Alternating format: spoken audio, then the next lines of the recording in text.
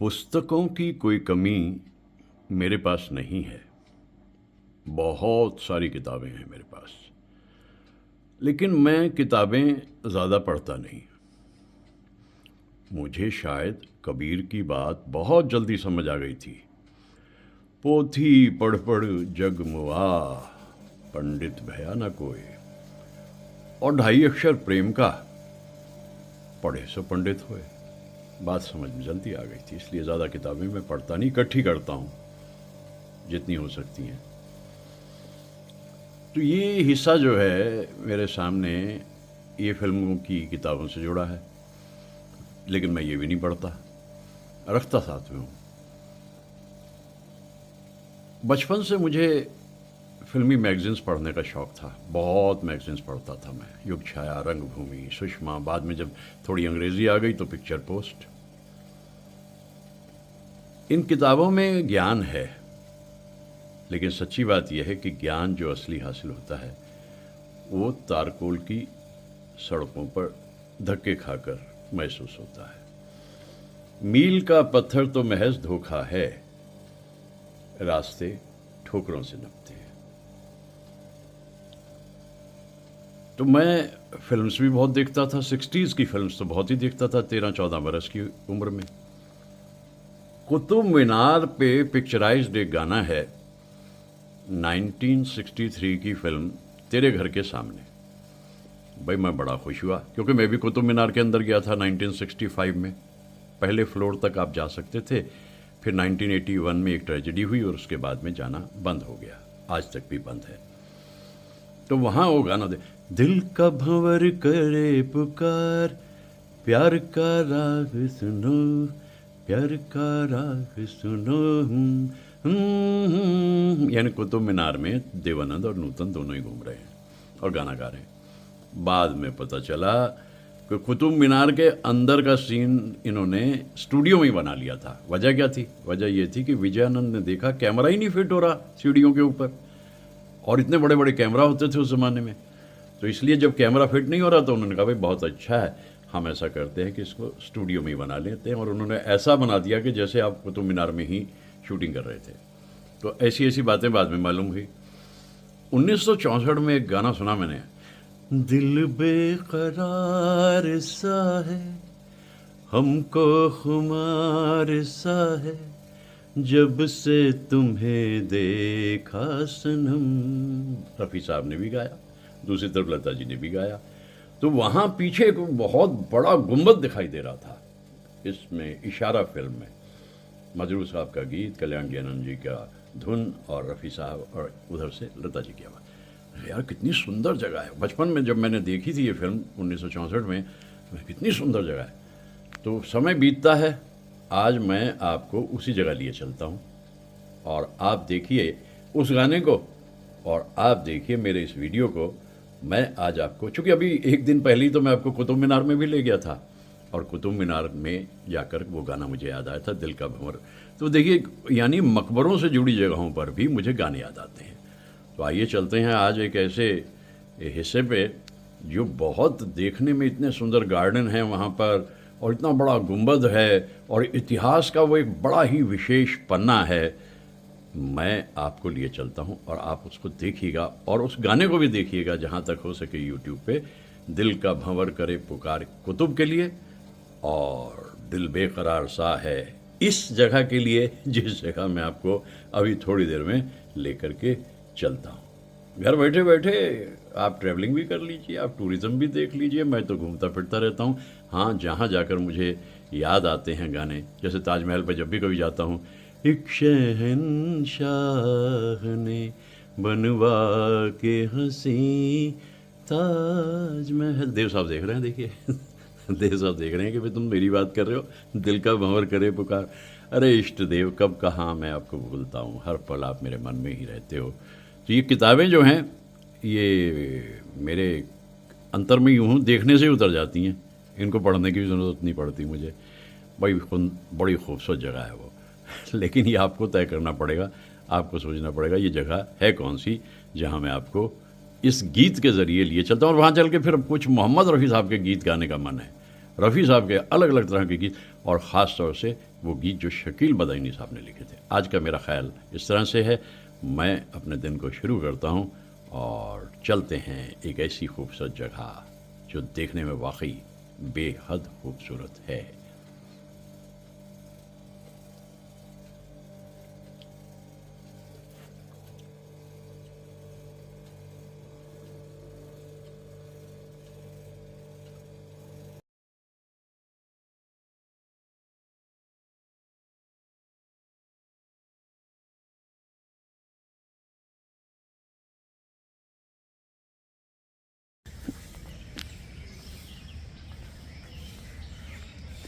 मौसम नशे में चूर है, कुछ पी के आई है घटा, बस कुछ न पूछो आज क्या पैगाम लाई है घटा।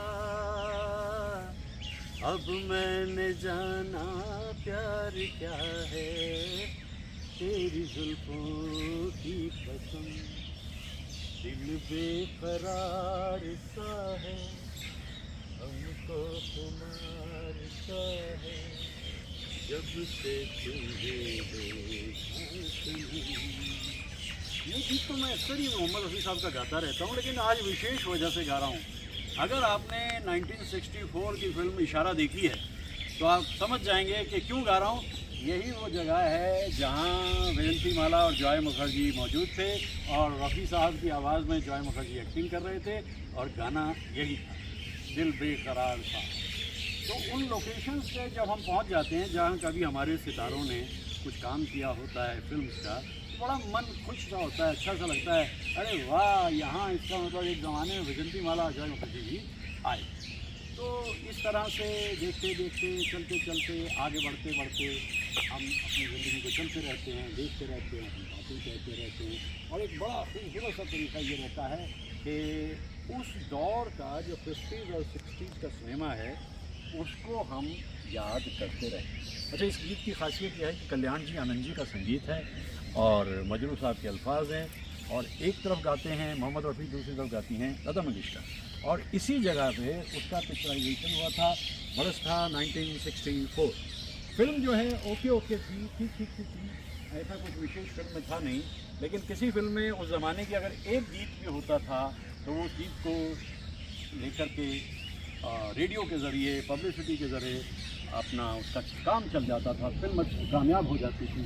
और ऐसा ही कुछ यहाँ पे तो मुझे तो बड़ा अच्छा सा लगता है। मैं तो वैसे भी मोहम्मद रफ़ी साहब के गीत गाता रहता हूँ। मुझे तुमसे मोहब्बत है मगर मैं कह नहीं सकता, मगर मैं क्या करूँ बोले बिना भी रह नहीं सकता। सरदार मलिक साहब की इस धुन को जब भी कभी मैं सुनता हूँ तो मुझे बड़ी खुशी होती है। और दरअसल मोहम्मद रफ़ी साहब की रवि साहब के साथ बड़ी अच्छी ट्यूनिंग थी। जिंदगी को तमन्ना थी हमराज की, ताज़े दिल को ज़रूरत आवाज़ की, हमने जब मुस्कुरा कर पुकारा, जिंदगी को नया एक सहारा मिला, जिंदगी के सफर में अकेले। मोहम्मद रफ़ी साहब की आवाज़ में कोई भी गीत क्यों ना हो। अच्छा, ये गीत जो है ये रवि साहब की धुन है और शकील बदायूनी साहब ने लिखा है। अच्छा, कभी आप हिंदी सिनेमा के 50-60s के दौर को देखिए, वहाँ आपको शैलेंद्र जी भी दिखते हैं, वहाँ आपको हसरत भी दिखाई देते हैं और भी गीतकार, लेकिन शकील बदायूनी साहब का वहाँ कम मौजूदगी दिखाई देती है। और शकील बदायूनी साहब के गीतों का क्या कहना, ज़िंदगी के ऊपर जो पकड़ उनकी है भाई वो तो कमाल की है। और उस पकड़ को मैं इस वक्त ध्यान कर रहा हूँ। ओ जिंदगी तू ढूंढे जरा, कह रही है तुझसे एक बार, ताज़े दिल पे कोई गीत गा। ये गीत कितना रसीला है, नशीला है और इस गीत की धुन जो है वो बर्मन दादा ने बनाई है और मैं इस गीत को बेहद पसंद कर ये देखिए ना मेरे साथ साथ ऑर्केस्ट्रा किस तरह से काम कर रहा है, कितने खूबसूरत अंदाज में ये कलरव विंचरा होता चला जा रहा है। तो ज़िंदगी की बात कर रहे हैं, लेकिन जब उदास होते थे शकील बदायूनी साहब तो वो लिखते थे, जिंदगी के मोड़ पर जो कोई रास्ता मिला तेरी गली से जा मिला। तो जिस तरह से हम मोहम्मद रफ़ी साहब को याद करते हैं या शकील बदायूनी साहब को याद करते हैं, 50s और 60s का सिनेमा था ही कुछ इस तरीके का जो उसमें इन गीतों का रस कुछ अलग ही होता था। तो अब ज़िंदगी की बात चल रही है और शकील बदायूनी साहब की बात चल रही है। तो शकील बदायूनी साहब क्या कहते हैं, जिंदगी आज मेरे नाम से शर्माती है, अपनी हालत मुझे खुद भी हंसी आती है। अब ये देखिए यहाँ भी शकील बदायूनी साहब मौजूद है, लेकिन इस बार नौशाद साहब। भाई नौशाद साहब, शकील साहब और मोहम्मद रफ़ी साहब जब भी इकट्ठे हो जाएं तो कमाल हो जाता था। कल रात जिंदगी से मुलाकात हो गई, लब थरथरा रहे थे मगर बात हो गई, कल रात जिंदगी।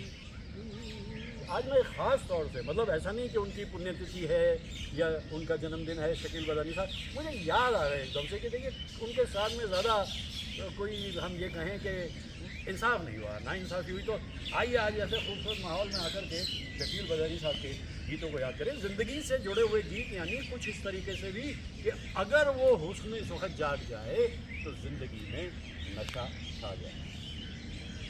ऐ हुस्न ज़रा जाग तुझे इश्क जगाए, बदले मेरी तकदीर जो तू आए।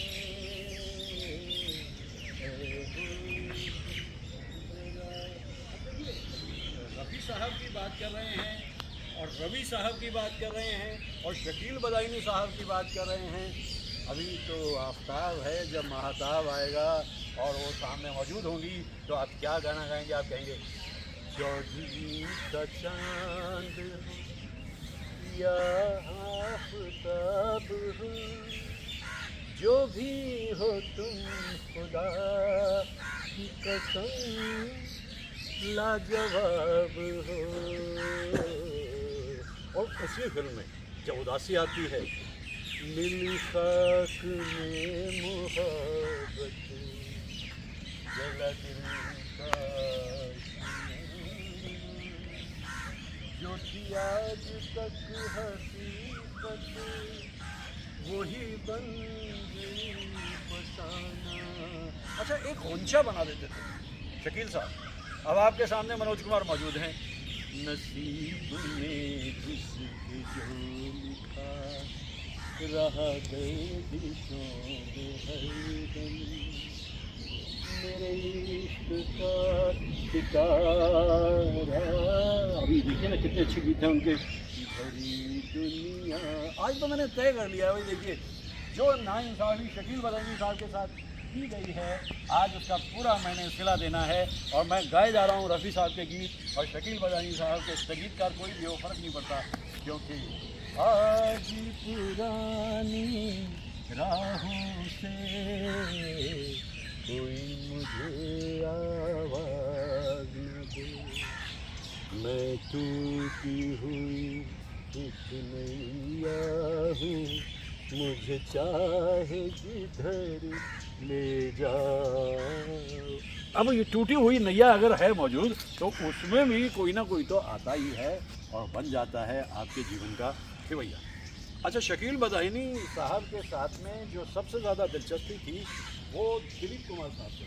अगर राज कपूर शैलेंद्र के दीवाने थे और देव साहब मजरू के दीवाने थे, तो दिलीप कुमार जो थे वो जब भी कहते थे फिल्म में कि भाई इसमें गाने जो हैं वो शकील बदायूनी साहब के लिए। और शकील बदायूनी साहब के गीतों में अगर आप देखें, दिल दिया दर्द लिया के वो गीत जो रफ़ी साहब ने गाए थे, गुजरे हैं आज इश्क में हम उस मुकाम से, नफरत सी हो गई है मोहब्बत के नाम से। अब जब मोहब्बत के नाम से नफरत हो गई तो फिर आपके पास तो सागर आएगा ना। कोई सागर दिल को बहलाता नहीं, बेखुदी में भी करार आता नहीं। बीमार हो गए, डॉक्टर ने कहा कि इन्हें किसी हिल स्टेशन पे ले जाइए और कुछ अरसा जब ये वहाँ पर रहेंगे तो उसके बाद फिर इनकी ज़िंदगी में परिवर्तन आएगा। 50-51 बरस की उम्र आते आते शकील बदायूनी साहब रुखसत हो गए और गीत भी बड़े कमाल के लिखते थे। और कभी कभी तो ड्यूएट्स भी अगर उनके हम सुनने की कोशिश करें तो, याद में तेरी याद याद के हम रात भर करवटें बदलते हैं। आहा, क्या रोमांस था उस ज़माने का। अगर विरहा भी है तो उस विरहा में भी छलकती हुई उन दो आँखों के पैमाने आकर के कुछ ऐसी रौनक जमा जाते थे जो रौनक फिर कभी उसके बाद दुनिया में दिखाई नहीं दी। वो दौर क्या गया, वो कलाकार क्या गए, उन कलाकारों के जाने के बाद दुनिया पूरी तरीके से देखते देखते बदलती चली। मेरे लिए तो ज़रूरी है कि भाई जब आप ऐसे खूबसूरत मनाज़र में देखिए। अब देखो भाई, सीधी सच्ची बात है, ये गेसिंग गेम है। ये गेसिंग गेम ये है कि अब आपको तय करना है कि मैं ये किस जगह पे आ गया हूँ। देखो, छोटी मोटी एक पहेली भी देनी ज़रूरी होती है ना, थोड़ा सा उसमें जायका सा बना रहता है। अब आप बताइए कि ये कौन सी जगह पे मैं आ गया हूँ, क्योंकि मैंने शुरू में ही कहा था मौसम नशे में चूर है। मौसम अभी ज़्यादा नशे में चूर नहीं है, दिल बेकरार सा है, हमको खुमार सा है, जब से तुम्हें देखा सनम। अब आप बताइए कि जो गीत मैंने गाए शकील बदायूनी साहब के, आपको याद पड़ते हैं? कोई गीत ऐसा नहीं कि जो आपको याद ना पड़ता हो। और मैं इस हरियाली में और इस खूबसूरत रास्ते पे और इस खूबसूरत खंडहर में आकर के एक दौर को याद करता रहता हूँ। खुशी सी होती है बहुत कि हाँ, वो दिन थे और हम उन दिनों में मौजूद थे और समय बदलता गया, दुनिया बदलती चली गई, लेकिन उन गीतों का रस, उनकी रौनक, उनकी मस्ती हमेशा रहेगी कायम, यानी दायम।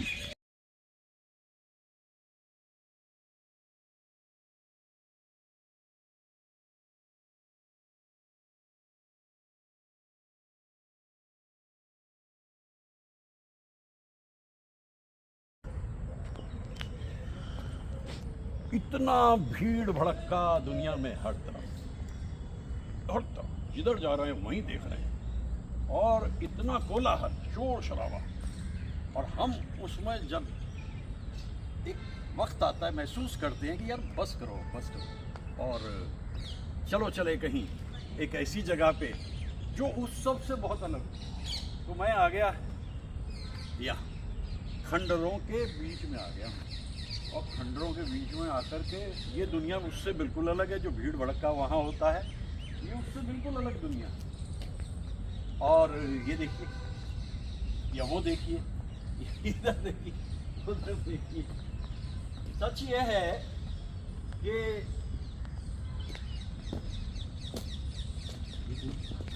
इनको मैं कितनी बार देखता हूँ, इसलिए आकर के कि ये खंडर बताते हैं एक ज़माने में ये इमारतें रही होंगी बड़ी बुलंद, और आज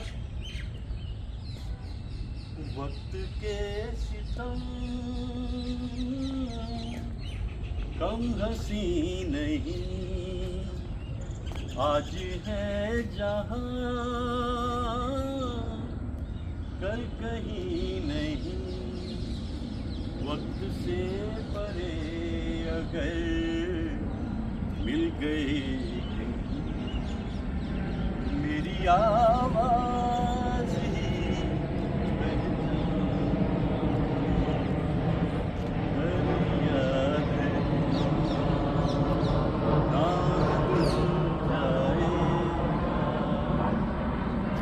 पूरा ये बदल जाए, मेरी आवाज ही बहता। देखिए, ये वक्त जो है ये आगे बढ़ता रहता है और धीरे धीरे आहिस्ता आहिस्ता नन्हे नन्हे पाँवों पे चलता हुआ ये वक्त कहीं से कहीं ले आता है। मैं इन खंडरों में आ गया हूँ और यहाँ आकर के कुछ लोगों को तो मालूम है कि ये खंडर कौन से हैं, सब जानते हैं, लेकिन ज़्यादातर हमारे जो दक्षिण भारत के दोस्त हैं उन्हें इनके बारे में ज़्यादा नहीं मालूम। वो उधर ही जो है उन्हीं को देखते हैं। लेकिन यहाँ आकर के जब मैं यहाँ पहुँच गया हूँ तो मैं महसूस कर रहा हूँ कि आपको थोड़ा सा इस हिस्से के बारे में बताता चलूँ। खंडरों का मतलब ये होता है कि गूंगी ज़ुबान से ये एक गुजरे हुए दौर की दास्तान सुनाते हैं, एक कहानी सुनाते हैं और फरमाते हैं कि आज जो है वो कल नहीं रहेगा और कल जो था वो आज में तब्दील हो गया। इस इमारत को आप देखिए, इस खंडर के बीच में इसकी अपनी बुलंदी अलग ही, इसको कहते हैं कुतुब मीनार। कुतुब मीनार, अब ये कुतुब मीनार जो है ये लगभग 800 साल पुराना एक ऐसा सुकून है उसमें जाता हुआ हवाई 800 साल के करीब हो गए इसको बने हुए। और मोहम्मद गौरी ने जब हरा दिया पृथ्वीराज चौहान तो उसके बाद में कुतुबुद्दीन ऐबक ने 1199 के करीब इसको बनाना शुरू किया और सत्ता पे बैठे और अपना आराम से पूरी की पूरी बुलंद एक बना दी। 237.8 मीटर इसकी ऊंचाई है और इसके अंदर 399 सीढ़ियां हैं। 4 दिसंबर 1981 को एक ऐसा हादसा हुआ, अंदर बच्चों की बहुत स्टैम्पीड में मौत हो गई और उसके बाद इसमें ताला डाल दिया गया। लेकिन 1965 में जब मैं पहली बार यहाँ आया था तो मैं फर्स्ट फ्लोर तक गया था। 1 2 3 4 5 यानी इसके 5 माले हैं, तो मैं फर्स्ट फ्लोर तक गया था। लेकिन दैट वाज 1965। अब मैं आपको एक और बात बताता चलूँ कि देवानंद साहब 1963 में फिल्म बना रहे हैं तेरे घर के सामने। गोल्डी, ये गाना जो हसन साहब ने लिखा है, बर्मन दादा की धुन है और रफ़ी साहब इसको गा रहे हैं। इसको हमने कुतुब मीनार में जाकर के शूट करना है। गोल्डी ने कहा ठीक है, आइए चल के लोकेशन देखते हैं। लोकेशन देखी, अंदर जो सीढ़ियाँ हैं उन पर वो कैमरा फिट नहीं किया जा सकता था। सीढ़ियाँ इतनी छोटी थी कि वो कैमरा वहाँ रुक नहीं रहा था और नतीजा ये निकला कि स्टूडियो के अंदर ही कुतुब मीनार बना के उन्होंने गाना कर दिया। दिल का भंवर करे पुकार, प्यार का राग सुनो, प्यार का राग सुनो रे। मुझे बड़ा अच्छा लग रहा है। उसकी एक बड़ी वजह है। बड़ी वजह यह है कि बहुत दिनों के बाद जब किसी जगह पे आप जाते हैं तो वो जगह आपके लिए बहुत अहम हो जाती है। देखिए इसका कितना अपनी एक अज़मत है, एक ऊंचाई है और मैं देखता रहता हूँ इस तरह से। और जैसा मैंने कहा कि जब मैं पहली बार 1965 में आया था किसी के साथ में, छोटा बच्चा था उस वक़्त में, और नतीजा क्या निकला? नतीजा ये निकला कि उन साहिबान ने, 1-2 लोग थे वो शायद मेरे ख्याल से, उन्होंने हमें कुतुब मीनार दिखाई और भगा दिया वापस के, चलो भाई कुतुब मीनार हो गई बच्चों, चलो चलो चलते हैं। लेकिन अब मैं ये सोचता हूँ कि कुतुब मीनार का जो ये प्रीमाइसेस हैं, इसके अंदर अकेली कुतुब मीनार नहीं है, इसमें तो कुछ और भी इलाके हैं जिनका जिक्र मैं धीरे धीरे आपके सामने करता रहूँगा। ये देखिए, इधर से उधर से, यहाँ से वहाँ से 52 साल हो गए और चीतल के पास से गुजरूं और यहाँ ना रुकूं। और ये वेज पकौड़े, भाई क्या कहने, अभी थोड़ी देर में समोसे भी मंगाऊंगा और चाय तो साथ आ ही रही है। बहुत ही डिसेंट जगह है और बाबा साहब का क्या कहना, जो मालिक हैं इसके, और पूरी टीम इतनी कमाल की है भाई, क्या कहने। और सलमान थैंक यू। और मैं आपके लिए क्या कहूँ, ये तो इंतज़ार कर रहे हैं पकौड़े, इनको टाइम नहीं लगना चाहिए ज़्यादा, खाने की तैयारी करो। बहुत ही कमाल की जगह है ये, चीतल ग्रैंड खतौली। चीतल से होकर गुजरो तो समोसा खाए बगैर जाना नामुमकिन है। पहली बार ये समोसा 1973 में खाया था, लेकिन तब इसका साइज़ इससे डबल होता था। समय के साथ ये श्रिंक होता चला जा रहा है, देखें कहाँ तक जाता है। लेकिन क्वालिटी, कॉस्ट रेट और बाबा साहब का क्या कहना, जो इसके ओनर हैं, बेहतरीन।